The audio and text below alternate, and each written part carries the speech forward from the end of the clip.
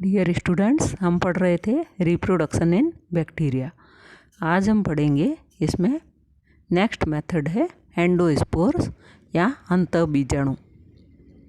These are highly resistant, physiologically dormant, single celled structures formed usually inside a bacterium mother cell. ये highly resistant होते हैं, physiologically dormant या कारिकीय रूप से प्रसुप्त होते हैं और एकल कोशिकीय संरचना होती है जो कि बैक्टीरियम मदर सेल के अंदर की तरफ होती है। अक्रेंस ऑफ एंडोस्पोर्स, अंतःबीजाणुओं की जो अक्रेंस है। All bacteria do not form endospores. सारे बैक्टीरिया जो हैं वो अंतःबीजाणु नहीं बनाते हैं, केवल कुछ ही प्रजातियां जिसमें कि लार्जर रूट शेप्ड फॉर्म्स है जैसे बेसिली है, which are all included in the family Bacillaceae produce endospores. तो फैमिली बेसिलेसी वाले हैं बैक्टीरिया, ये एंडोस्पोर प्रोड्यूस करते हैं। The common examples are species of aerobic genus Bacillus and anaerobic genus Clostridium. तो एंडोस्पोर जो हैं वो एरोबिक जीनस बैसिलस के और एन एरोबिक जीनस क्लोस्ट्रीडियम वाले बैक्टीरिया के द्वारा बनाया जाता है। None of the smaller bacilli cocci with one exception gram positive Sporosarcina and Spirilla produce endospores. तो इनको छोड़ करके gram positive Sporosarcina and Spirilla को छोड़ करके छोटे आकार के बेसिली और कोक्काई के द्वारा एंडोस्पोर फॉर्मेशन नहीं होता है। The spore forming species are generally gram positive.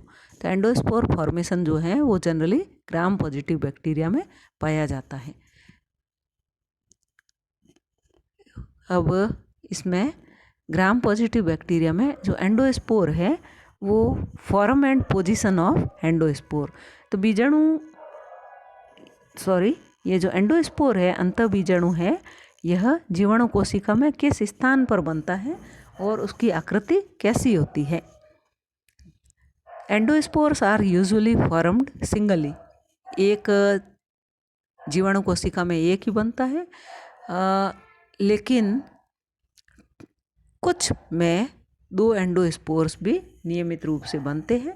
Bacterium cell with a mature endospore is called sporangium. तो ऐसी कोशिका जिसमें कि एंडोस्पोर उपस्थित है उसको स्पोरेंजियम कहते हैं। Size, shape and position of endospore जो है within the sporangium varies from species to species. तो एंडोस्पोर की साइज़ कैसी होगी, उसकी शेप कैसी होगी और उसकी उस बैक्टीरिया सेल में स्थिति क्या है, उसके आधार पर ये जो है ये स्पीसीज टू स्पीसीज चेंज होती है। जैसे कि यहाँ पे डायग्राम में दिखाया गया है, या तो वे स्फेरिकल होंगे या वे इलेप्टिकल होंगे और रेयरली वे सिलेंड्रिकल होंगे। वे या तो सेंट्रल पार्ट में होंगे जैसा कि ए डायग्राम में दिखाया गया है, या वे सब टर्मिनल पार्ट में होंगे जैसा कि डी डायग्राम में दिखाया गया है, या वे टर्मिनल पोजीशन में होंगे जैसा कि बी और ई डायग्राम में दिखाया गया है। The endospore occupies 1/4 to 1/2 of the area of the cell. वो चौथाई से लेकर के आधा क्षेत्र जो है कोशिका का ऑक्यूपाई कर सकते हैं।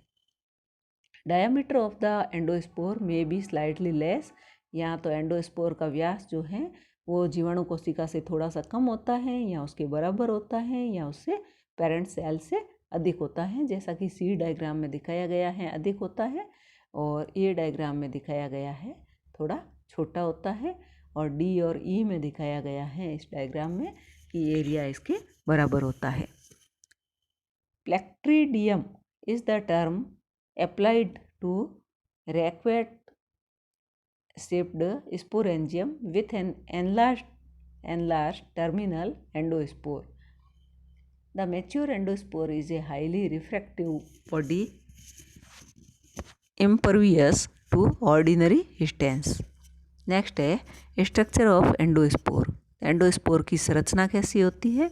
The structure of endospore varies somewhat from species to species. There is a tiny core of protoplast consisting largely of chromatin or nuclear material surrounded by dense cytoplasm. तो इसमें एक छोटा सेंट्रल कोर होता है जिसमें कि प्रोटोप्लास्ट में बहुत अधिक संख्या में क्रोमेटिन पदार्थ या न्यूक्लियर मटेरियल पाया जाता है और बाहर की तरफ सघन साइटोप्लाज्म या कोशिका द्रव्य उपस्थित होता है। Cytoplasm has low water content but the protein content में बी एज हाई एज 90%। तो इस साइटोप्लाज्म में वाटर कंटेंट बहुत कम होता है जबकि प्रोटीन कंटेंट बहुत अधिक होता है और टोटल का 90% तक हो सकता है। There is in addition the usual stabilizing agent dipicolinic acid. तो यहाँ पर इसके साथ में एक स्थायीकारी एजेंट भी पाया जाता है जो डाइपिकोलिनिक एसिड के रूप में होता है। It contains fewer active enzymes and in small amounts. इसमें कुछ सक्रिय एंजाइम भी होते हैं जो कि बहुत कम मात्रा में होते हैं। The chromatin material lies near the surface. Chromatin material जो है वो सतह के करीब होता है या सेंटर भाग में होता है जो कि स्पोर का साइटोप्लाज्म का सेंटर है। The protoplasmic mass is invested by a delicate spore wall which usually becomes the cell wall of the vegetative cell. तो इसकी जो बाहर की झिल्ली है वो डेलिकेट स्पोर वाल होती है जो कि जनरली वेजिटेटिव सेल की सेल वाल के द्वारा बनती है। The contents of endospore with in the spore appears packed in a very orderly manner. Electron micrograph reveals a thick layer of relatively low density outside the spore wall. It is known as the cortex. जैसा कि यहाँ पे diagram में दिखाया गया है तो इसमें सब टर्मिनल एंडोस्पोर दिखाया गया है और इस एंडोस्पोर में इसका जो डेंस साइटोप्लाज्म है उसके अंदर न्यूक्लियर मटेरियल उपस्थित है और बाहर की तरफ डेंस साइटोप्लाज्म है। इसके बाद में बाहर की तरफ इसमें स्पोर कोट्स उपस्थित है और यह मैच्योर स्पोर है और इसमें बाहर की तरफ जो है ग्रेन्यूल्स उपस्थित है, साइटोप्लाज्म उपस्थित है, सेल मेम्ब्रेन उपस्थित है और सेल वाल उपस्थित है। तो सेल वाल के अंदर एक ही एंडोस्पोर उपस्थित है। External to the cortex of the spore coat, which is generally differentiated into layers, it consists largely of a protein which contains a disulfide-rich component. The surface may be smooth, wrinkled, ribbed or sculptural in geometric patterns. तो इसकी जो सतह है endospore की वो smooth हो सकती है, रिंकल्ड हो सकती है, रिब्ड हो सकती है जो कि विभिन्न जियोमेट्रिक पैटर्न्स की हो सकती है। The sometimes the whole spore body is invested by an exosporium. कई बार जो है एक्जोस्पोरियम के रूप में यह उपस्थित हो सकता है जैसा कि क्लोस्ट्रीडियम स्पोरोजीन्स में होता है। The size, form, location and surface patterns are characters important for classification. तो ये सारे कैरेक्टर्स जो हैं इनके क्लासिफिकेशन के लिए इम्पोर्टेंट होते हैं। फिजियोलॉजिकल कैरेक्टरिस्टिक्स ऑफ एंडोस्पोर, क्योंकि एंडोस्पोर जो है वो अनफेवरेबल कंडीशंस से जीवाणु कोशिका को बचाने का कार्य करते हैं। तो फर्स्ट है लो वाटर कंटेंट, क्योंकि साइटोप्लाज्म डेंस होता है इसलिए इसमें वाटर कंटेंट बहुत कम होता है। Low metabolic activities, protective nature and impermeability of relatively thick spore coat, presence of fewer active enzymes, presence of unusual stabilizing agent dipicolinic acid, increased calcium content of endospore, physicochemical nature of spore protoplast. Next है development of endospores. Endospore का development किस प्रकार से होता है? तो into spore producing genre of bacteria, bacilli and clostridia में लगभग एक जैसा ही होता है। इसमें अलग अलग स्टेजेज हैं। फर्स्ट है formation of N axial filament of nuclear material, second है डेवलपमेंट ऑफ फोर स्पेयर, इसमें रिंग लाइक इन्वेजिनेशन बनता है। प्लाज्मा मेम्ब्रेन से एराइज होता है जो कि कोशिका के वन पोल से शुरू होता है और यह grows centripetally and finally fuses in the centre of the cell to form a septum which completely separates the four spore from the mother cell. A small amount of nuclear material is entrapped within the four spore. तो इसमें four spore बनता है, engulfment of forespore. Third process है, fourth process है, it is characterized by the deposition of cortical layers, बाहर की तरफ cortical layers बन जाती हैं, probably differentiated from the material cytoplasm. Fifth stage है जिसमें कि the differentiation of multilayered spore coat around the cortex represents this stage. तो कॉर्टेक्स के बाहर की तरफ मल्टी लेयर्ड स्पोर कोट बनना शुरू हो जाता है।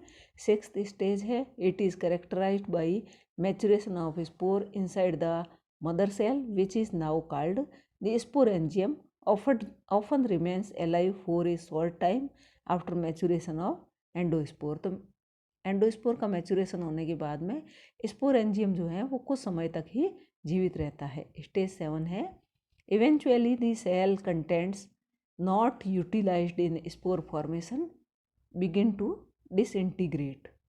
Finally, autolysis of sporangium wall and remains of cytoplasm sets the endospore free. तो अंत में क्योंकि स्पोरेंजियम जो है वो उसका ऑटोलाइसिस हो जाता है और एंडोस्पोर जो है वो फ्री हो जाता है। तो यहाँ पर बताया गया है कि एंडोस्पोर फॉर्मेशन किस प्रकार से होता है।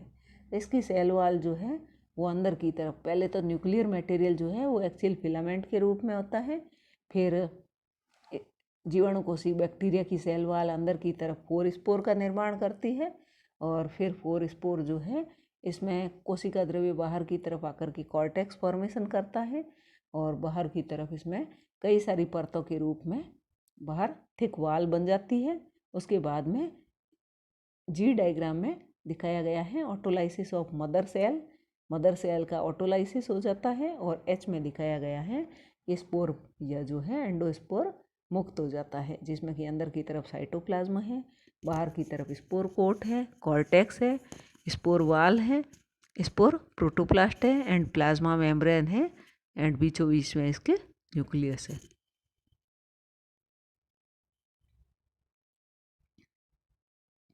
The liberated endospore are dispersed by wind and thus occur everywhere. They may remain quiescent of months and years. Next है बायोलॉजिकल सिग्निफिकेंस ऑफ एंडोस्पोर। तो इसकी जो है there is no increase in the progeny. तो यहाँ पर जीवाणु कोशिका में किसी भी प्रकार की वृद्धि नहीं होती है। Most of the species of bacteria which do not form endospore multiply perfectly without sporulation. Thus, endospore formation is not a reproductive mechanism. The other suggestion is that endospore formation is a means to tide over unfavorable conditions. तो जो unfavorable conditions है उनसे निजात पाने के लिए endospore formation होता है। Thus, the endospore represents a dormant and resistant stage in which there is little metabolic activity and low rate of respiration. Next is germination of endospore. The highly resistant endospores germinate immediately when placed in suitable environmental condition. तो जब इनको suitable environmental conditions में रखा जाता है तो ये जो हाईली रेजिस्टेंट एंडोस्पोर है वो तुरंत उसमें जर्मिनेशन या अंकुरण की प्रक्रिया शुरू हो जाती है। The conditions which favour germination are the presence of moisture, food supply, suitable temperature and oxygen tension. तो ये दशाएं होने पर इसमें जर्मिनेशन की प्रक्रिया शुरू हो जाती है।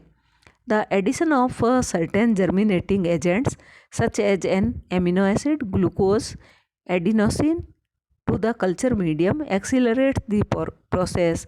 In the case of aerobic bacilli, certain chemical compounds and heavy metals such as copper, zinc, nickel, cobalt, ये जो है रिटार्ड जर्मिनेशन, तो ये जर्मिनेशन को, अंकुरण को रोकते हैं. द स्पोर कोट इम्बाइब्स, जैसा कि यहाँ डायग्राम में दिखाया गया है, रप्चर्ड स्पोर कोट, और उसके बाद में इसका जर्मिनेशन होना शुरू हो जाता है. The spore coat imbibes water and softens, इसका जो बीजाणु का चोल है यह जल को ग्रहण करता है और कोमल हो जाता है. The intake of salts and nutrients causes swelling of the spore content, तो इसके द्वारा लवणों को और पोषक पदार्थों को लिया जाता है जिसके कारण स्पोर कंटेंट में स्वेलिंग उत्पन्न हो जाती है. Which loss their refractility subsequently the softened spore coat और coats rupture at the equator. Generally ये जो है ये ध्रुवों पर जाकर के ये जो है वो फटना शुरू होते हैं, और एट द एंड, तो ध्रुवों पर जाकर के फटना शुरू होते हैं जो कि बैसिलस में होता है, या एक किनारे पर यह फटना शुरू होते हैं जो कि क्लोस्ट्रीडियम में होता है. थैंक्स.